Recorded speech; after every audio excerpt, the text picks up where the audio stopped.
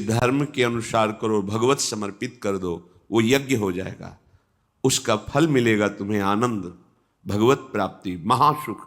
कर्म वही है, पर जब अहंकार से प्रेरित होकर अपने लिए करते हो सुसुख वांछा, तो उसमें अधर्म वृत्ति बढ़ जाती है।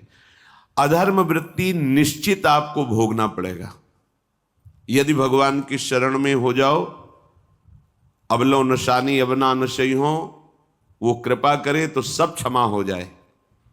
वो कह रहे हैं कि हम सर्वपापेभ्यो मोक्षयिष्यामि मा शुचा। नहीं तो आपका जो कर्म प्रकाशित नहीं हुआ है और आपने पाप कर्म किया वो गुप्त है, वो नष्ट नहीं हुआ, वो भयंकर रूप रख के तैयार है, अपने समय पे तुम्हें नष्ट कर देगा। एक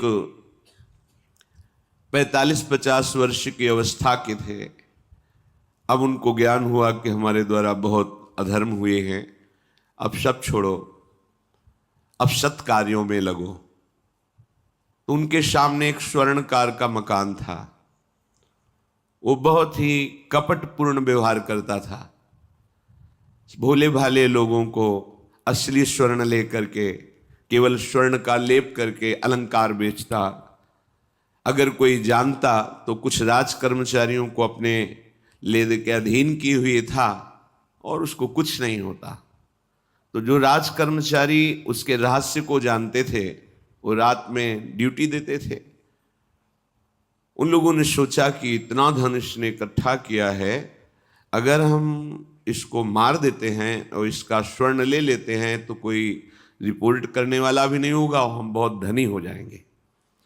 अधर्माचरण करने वाला कभी सुखी नहीं हो सकता। स्वर्णकार अधर्म आचरण कर रहा था, तो उसके अधर्म आचरण में सम्मिलित होने वाले राज कर्मचारियों ने उसे मार दिया।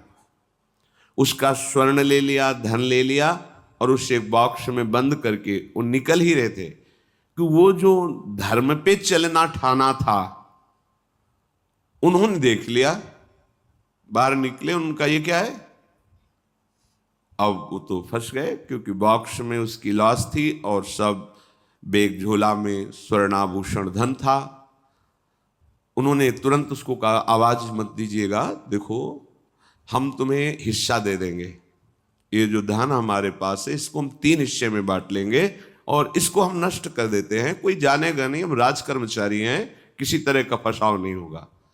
उन्होंने कहा, ये मैं अधर्म का कार्य नहीं कर सकता, मैं तो अब हल्ला मचाऊंगा, सबको बुलाऊंगा और बताऊंगा कि तुमने इसकी हत्या की है और इसका धन अपहरण कर रहे थे। अब राज कर्मचारी, उन्होंने सोचा हमारी ड्यूटी भी जाएगी, धन भी जाएगा, सजा भी मिलेगी। दोनों ने इशारे में ही बात कर ली और हल्ला मचा के दौड़ पाए, पकड़ो इसे, पकड़ो, जाने न पाए। उसे पकड़ लिया, लोग इकट्ठा हुए, क्या हुआ? देखो ये धन अपहरण करके जा रहा था, इसकी हत्या कर दी। तो हम लोग गश्त लगा रहे थे तो हमें शंका हुई, आए तो देखा ये पकड़ा गया, जो धर्म से चल रहा था उसको पकड़ लिया। अब तो प्रमाण, राज कर्मचारी खुद गवाही देने के लिए तैयार, उसे बंद किया गया, मुकदमा हुआ। वो बार बार जज के सामने यही कहता था, जिसकी कसम खवाओ हम कसम खा लेते हैं, हमने बिल्कुल ये कार्य नहीं किया, ये लोग ये कार्य कर रहे थे, हमने इनको रोका तो इन्होंने मुझे साझेदारी के लिए, पर मैंने वो स्वीकार नहीं किया तो फिर इन्होंने ऐसा किया। पर उसकी कौन बात माने? राज कर्मचारी गवाही, मुकदमा लंबा खिंचा, उसे जेल में रखा गया। हर बार आके वो यही प्रार्थना करता, कई वर्ष तक चलता रहता मुकदमा, जेल का उसे बड़ा कष्ट भोगना पड़ता। वो विचार करता कि मैं अगर हिस्सा ले लेता तो बच जाता, लेकिन धर्म से चल रहा था तो देखो मुझे कष्ट भोगना पड़ा। मुझे लगता है भगवान के दरबार में न्याय नहीं है, धर्म रक्षा नहीं करता, ऐसा लगता है।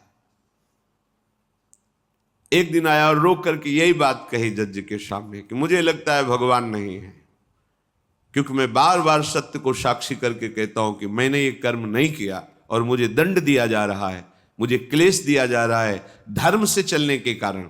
अगर मैं सम्मिलित हो जाता तो मुझे तीसरा हिस्सा मिलता और बिल्कुल बात शांत होती। ये क्या धर्म है, कहां भगवान है? जज ने इस पर गौर किया, कई वर्ष वो जेल भोगता रहा, मुकदमा चलता रहा। तब जज ने गौर किया कि बार बार ये कहता है इसकी जांच की जाए, तो हत्याकांड होते ही रहते हैं। एक शव आया वहां, जज ने मंगवाया था, जो पोस्टमार्टम के लिए जाता है, मंगवाया और कहा देखो इसका कोई नहीं है, अंतिम संस्कार के लिए अपने ही लोगों को जाना है। तो 2 कर्मचारी जो थे सरकारी, जो स्वर्ण चोरी में सम्मिलित थे, उनको और उसको कहा कि बस तुम थोड़ी देर नदी के किनारे बैठे रहना, हम और लोगों को लेकर के आते हैं। और एक आदमी को छुपा के बैठा लिया और राज कर्मचारी नदी के किनारे शव को लेकर बैठे। उसको देखा जिसको बहुत कष्ट दिया जा रहा था, सारा आरोप उसके ऊपर था, जो धर्म से चल रहा था। उसे कहा माना नहीं ना, अगर मान लेता तो तीसरा हिस्सा भी मिल जाता, बात वहीं खत्म हो जाती है। देखा, फंसा दिया, अब तेरे को आजीवन कारावास मिलेगा, कोई नहीं बचा सकता तेरे को।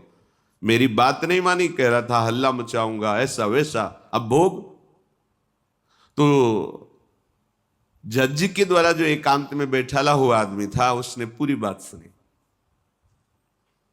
इसीलिए नाटक रचा गया था। तीनों को बुलाया और कहा तुम निर्दोष हो उस धर्मात्मा से।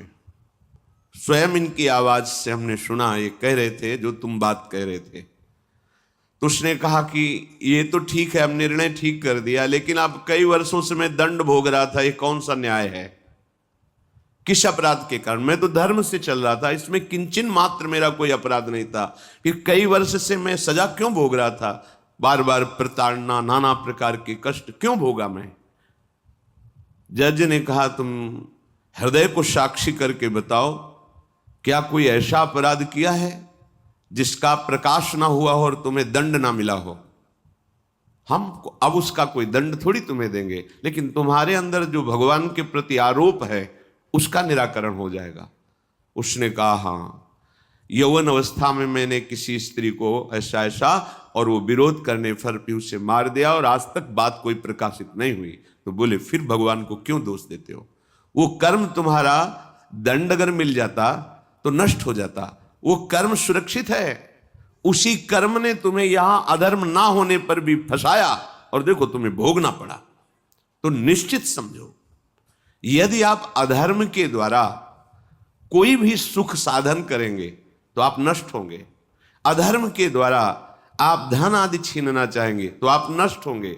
अधर्म कर दिया है और उसका प्रायश्चित नहीं हुआ तो वो कर्म सुरक्षित है। ऐसी जगह फंसाएगा जहां 100% आपने कोई अपराध नहीं किया पर आपको उसका दंड भोगना पड़ेगा। फिर आपको लगेगा कि न्याय में अन्याय हो रहा है, कोई भगवान नहीं है। देखो मैंने बिल्कुल कसम खा के कहता हूं पाप नहीं किया, पर ये पाप का जो आरोप लगा वो पूर्व पाप आकर के तुम्हें दंडित कर रहा है। अब इस कर्म विधान को ये बहिर्मुख लोग क्या जानते हैं? तभी कहते हैं अरे कहां भगवान, कैसे भगवान? आज तुम धर्म से चल रहे हो, लेकिन कल तुमने जो कर्म किया तो तुम शरणागत होकर भजन के द्वारा उसको नष्ट नहीं किया ना, तो वो सुरक्षित है। अवश्य में भोक्तव्यम कृतम कर्म शुभाशुभम। इसलिए श्री भगवान आदेश कर रहे हैं यज्ञार्थात कर्मणोन्यत्र लोकोयम कर्म बंधनः तदर्थम कर्म कौन्ते मुक्त संगः समाचर। मुक्त हो जाओगे, न काम तुम्हें अधीन कर पाएगा, न पाप अधीन कर पाएगा, परमानंद में डूब जाओगे। केवल प्रभु के लिए कर्म करो।